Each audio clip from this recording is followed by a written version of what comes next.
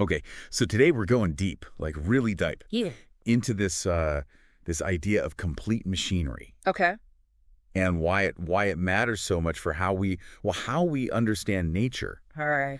We've got some excerpts there from this text Mm. called "Why Machinery is Important.txt," and let me tell you, it makes a pretty bold claim. It Oh. says that, like, without getting this whole complete machinery thing, Right. we're basically just, stuck speculating. Interesting. So it's really challenging us to think differently about science. Yeah, like it's not just about looking at stuff and describing it. Exactly. It's more about figuring out the mechanisms that make things actually work. The underlying machinery. Right, machinery. So there was this part, I don't know, it kind of blew my mind a little. What was that? It was talking about how without these complete descriptions of how things work, we're kind of left in the dark about all this, like, crazy stuff. White holes, wormholes, even time travel.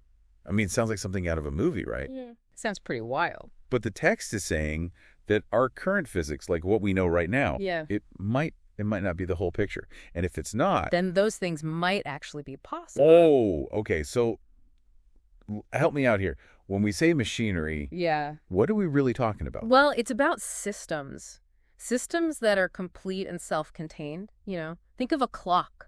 Okay. All those gears, springs, levers.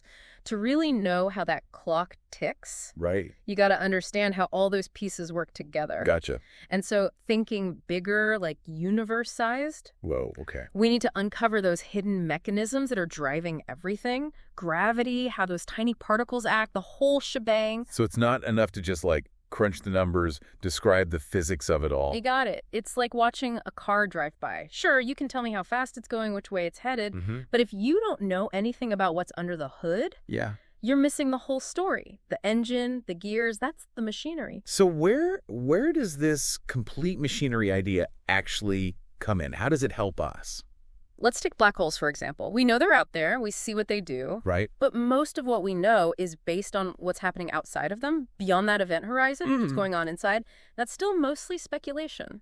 So are you saying that if we had a complete machinery description of a black hole? We'd finally know what's happening in there. Wow. We could understand how it gets so incredibly dense, what that singularity really is. Yeah. Maybe even if things like wormholes are real.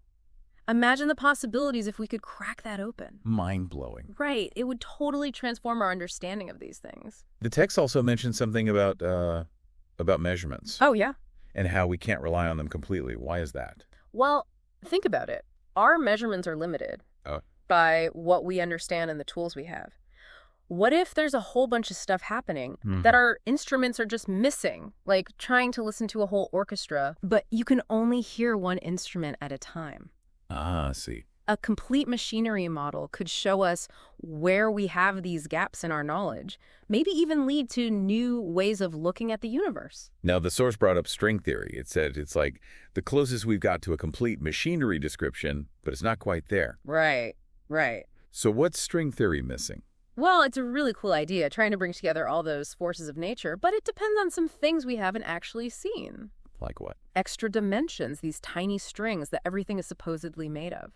Okay. It's a fascinating theory, a work in progress, but who knows if it will truly give us that complete picture.